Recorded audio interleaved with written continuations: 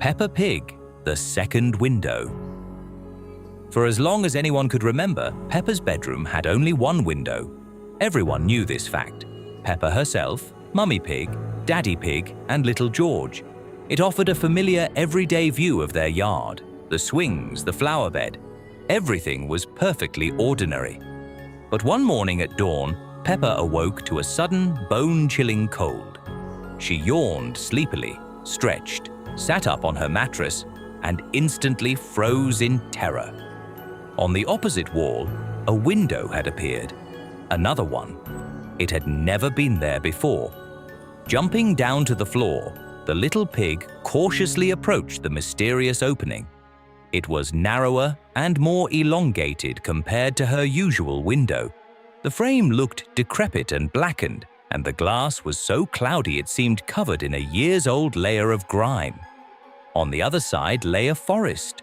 No familiar street or beloved lawn, just a thicket. Tall, lifeless grey trunks, a pale sky, and thick fog slithering between the trees. Peppa backed away in fright. She glanced out her normal glass. Everything was fine there. The lawn was in place, and George was peacefully playing with his toy dinosaur. Everything was exactly as it should be. But as soon as she turned back to the second window, the gloomy forest loomed before her again. Moreover, she had a persistent feeling as if someone was hiding in the shadows of the trees, watching her closely. "Mummy!" she screamed frantically. Mummy Pig rushed into the nursery. "Yes, Peppa, I have a window." "Well, of course you have a window." Mummy smiled gently. "No, not that one. Another one. And there's a forest." Mummy Pig looked where her daughter's trembling hand was pointing. "There is just a bare wall there, sweetie," she said. "You must have had a bad dream. Try to go back to sleep." She left, leaving Peppa all alone.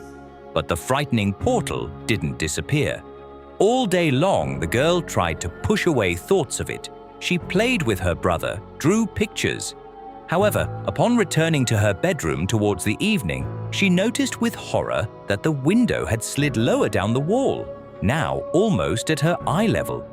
The landscape behind the glass hadn't changed, except the fog had grown denser, and a dark silhouette now clearly loomed among the trunks, motionless, with an indistinguishable face. Peppa tightly pulled the curtains shut and huddled in her bed. In the middle of the night, her eyes suddenly flew open. The curtain had been pushed aside. A deathly pale light poured from the opening, and Peppa saw that the mysterious figure had moved right up to the glass. The creature didn't move, but now its face could be seen. It looked like her own, but terrifyingly distorted. Unnaturally wide eyes and a creepy thin smirk. Peppa let out a piercing shriek. Mummy ran in, the switch clicked, and the room was flooded with light. The window vanished. "You had a nightmare again, Sunshine?" Mummy Pig sighed. "Everything is fine." But Peppa didn't believe her. The next morning, the window returned, only this time on a different wall. From then on, it began changing its position daily, sometimes hiding behind the bunk bed, sometimes appearing near the door. The forest remained unchanged, and the dark guest kept creeping closer. Driven to despair, Peppa left a note on the windowsill. "Who are you?"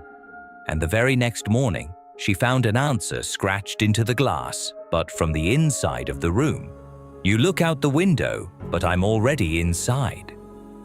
That day, Peppa refused to go to school.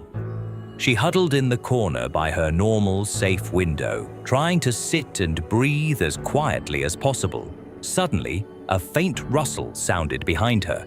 The curtain moved on its own. The girl didn't even turn around. Now, this cursed window is in her room constantly, and no one but her notices it. Not Mummy, not Daddy, not even George. And sometimes, at night, someone knocks on the glass